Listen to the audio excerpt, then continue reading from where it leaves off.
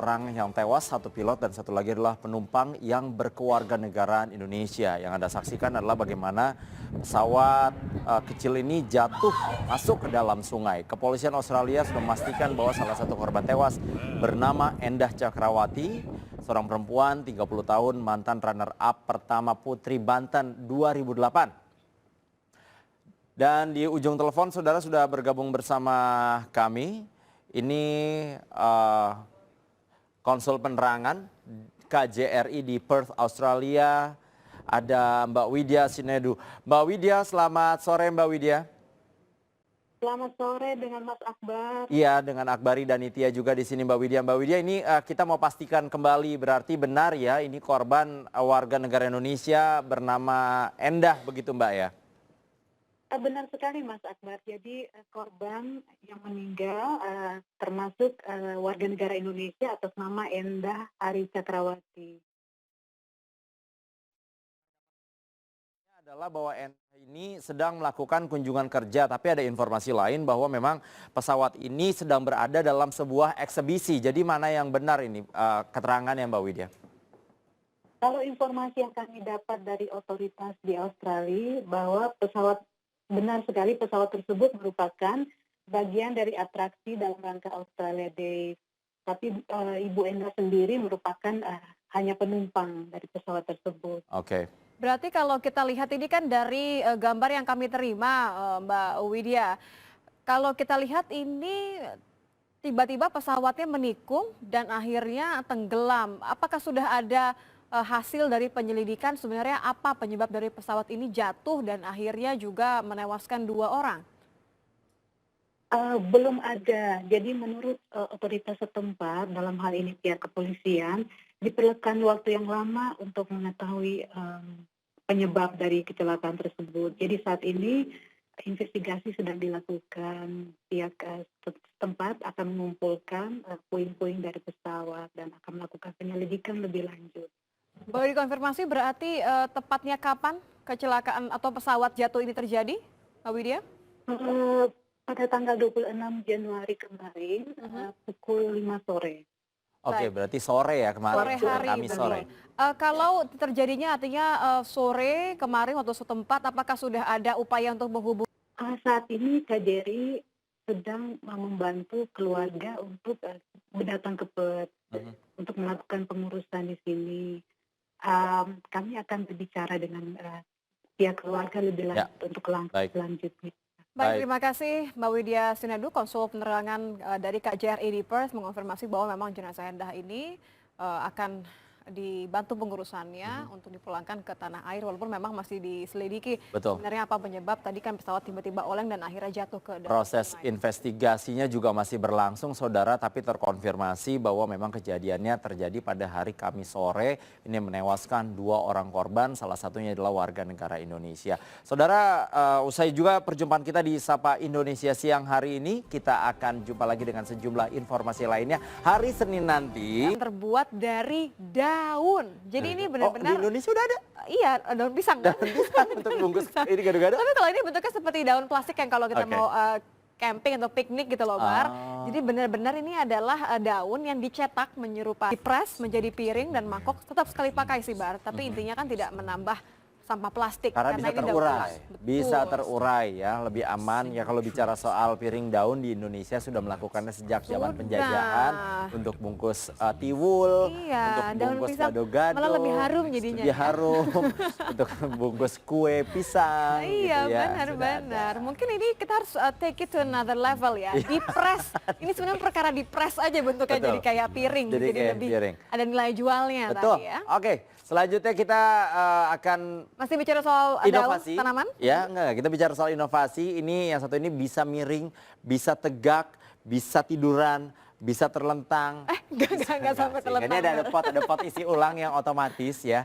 Ini adalah antisipasi kalau kita suka lupa nyiram tanaman. Kayak saya piara ikan di akuarium aja mati. Iya, apa piara juga tanaman itu ya? mati. Apa aja yang saya piara mati. Lupa, kayak lupa dikasih makan, lupa dikasih air. Mungkin anak saya nggak pernah lupa kasih makan. Untungnya lupa, karena anak kamu bisa ngomong ya, Bisa teriak, ngomong. Pak minta makan. Nah kalau yang ini berhubung nggak bisa ngomong, jadi ada pengaturan khusus. Bagian ini kan diubah menjadi ada 2 bagian. Ini kalau dalam posisinya Biasa terisi aja ya? dengan air penuh begitu kan ya. Nah kalau sudah kering, sudah terserap semuanya ke dalam tanah, miring deh dia. Oh, dia penandanya gitu. Iya, jadi kayak semacam, halo, udah habis nih airnya. Oke, halo, saya mau minum dulu gitu. Udah oleng nih gitu. Natural balance ya namanya ya. Oke. Ini cocok sih buat kamu. Saya pilihin Cocok. informasi ini memang buat kamu sih. Oke, terima Ada yang kasih, ada Aditi. alarm-alarmnya Oke, gitu. Saya akan putuskan untuk Ya.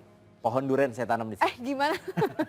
Agak besar ya, tapi mungkin nggak apa-apa inovasi kalau ada Inovasi dong, karena kan ada festival durian di Bogor tuh. Aduh, Suka ada pengen ya, banyak. Iya harus dong. sekali. Nah, bicara soal festival, Durian. dari festival. Ini nggak ada durian ya? Ya enggak sih kalau ini, karena ini kan lebih ke soal festival yang unik-unik di dunia ya. Nggak Boleh, apa boleh, ya? boleh, Kamu boleh. sering jalan-jalan, sering jalan-jalan, nggak cuma luar kota, luar negeri. Nah, saya Ya. mau memberikan kepada Anda yang jarang jalan-jalan kayak saya. Ini ada loh 5 festival unik yang ada di dunia. Oke, kita lihat.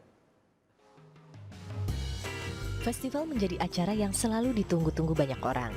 Tak hanya meriah, berbagai jenis festival yang ada di dunia juga memiliki ciri khas serta keunikannya masing-masing.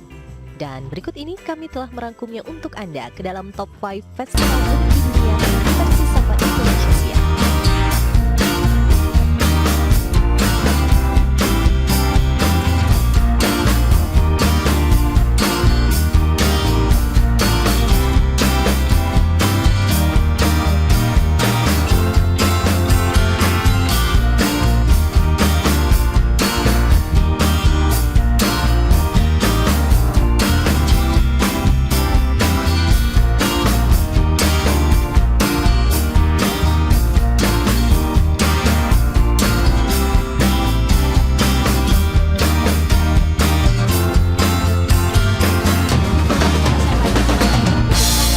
yang lebih memperkuat terkait dengan bukti-bukti yang saat ini sudah ada dan perlu dilengkapi kembali.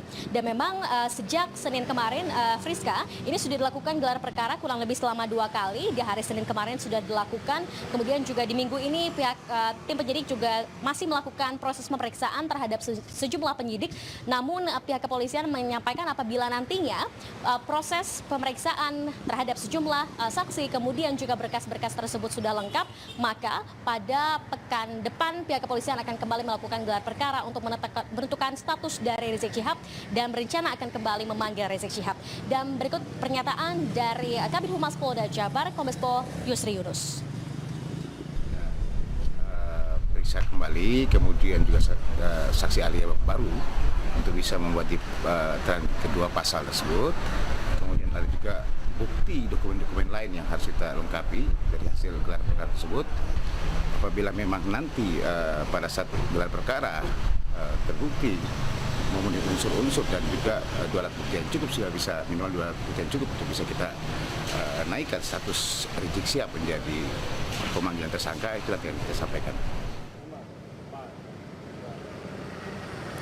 Friska dan juga saudara, Kapolda Jabar Irjen Pol Anton Carlian juga menyampaikan bahwa pihak kepolisian atau penyidik tidak ingin menetapkan seseorang sebagai tersangka hanya berdasarkan subjektivitas, tapi berdasarkan bukti-bukti hukum yang otentik, baik material maupun juga formil. Sehingga beberapa berkas-berkas pemeriksaan dan pemeriksaan terhadap sejumlah saksi juga masih akan terus dilengkapi hingga akhirnya pada awal pekan depan pihak kepolisian akan melakukan gelar perkara kembali. Dan sejak pagi hari tadi kami pantau, tepatnya sejak Kamis dini hari tadi, ini massa yang tergabung dari sejumlah LSM dan juga ormas Islam di Jawa Barat ini melakukan sholat malam berjamaah, kemudian dilanjutkan dengan sholat subuh berjamaah dan dilanjutkan dengan aksi long march ke halaman Gedung Sate Bandung. Dan dalam aksi tersebut sejumlah massa menyuarakan terkait dengan mereka meminta, Friska dan juga saudara, apabila kita lihat dari kedatangan Rizik Syihab pertama kali dalam proses pemeriksaan di Polda Jabar beberapa waktu yang lalu,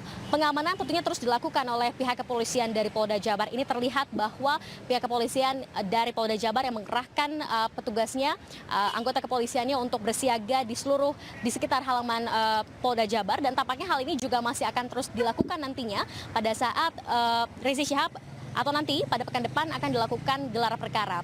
Pada gelar perkara kemarin pihak kepolisian belum memanggil Rizik Syihab, namun pada saat minggu depan apabila nantinya berkas-berkas ini sudah lengkap, maka nantinya akan ditentukan status dari Rizik Syihab dan akan berencana untuk memanggil Rizik Syihab. Tampaknya ini pengamanan akan terus disiagakan di sekitar Polda Jabar untuk menjaga kondusivitas yang ada di sekitar Polda Jabar, dan berharap juga apabila nantinya ada massa yang berkumpul juga tetap kondusif dan aman di sekitar Polda Jabar. Rizka. Terima kasih Mas Ayu Putri, langsung dari Bandung, Jawa Barat. Dari Bandung kita bergeser ke Kupang, Saudara.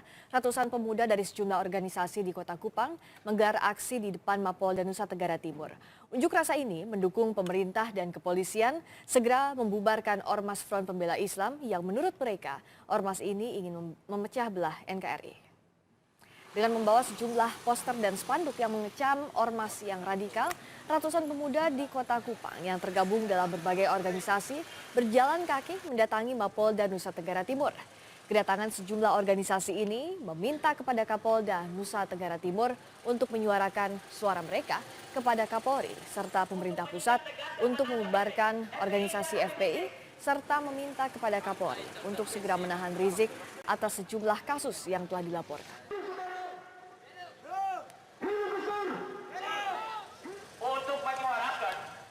Sementara di Surabaya, unjuk rasa digelar di Mapolda Jawa Timur untuk menolak kedatangan pemimpin FPI Rizik Syihab ke Surabaya.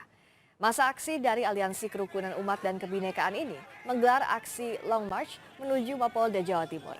Masa aksi meminta agar pimpinan Front Pembela Islam Rizik Syihab untuk tidak datang ke Surabaya.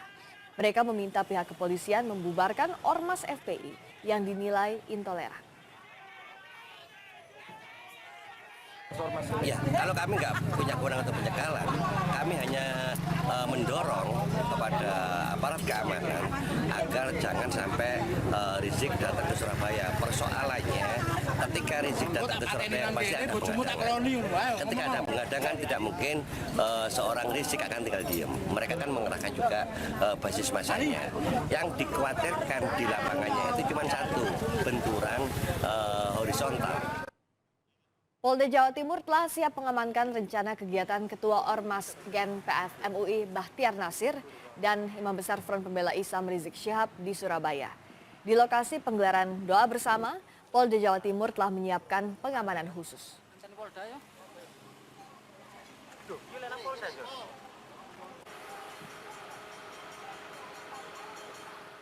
Sorotan lainnya, Saudara, wajah Mahkamah Konstitusi tercoreng dengan berita penangkapan Patrialis Akbar, Hakim Mahkamah Konstitusi. Lengkapnya usai jeda, kami kembali dengan informasinya di Live Report.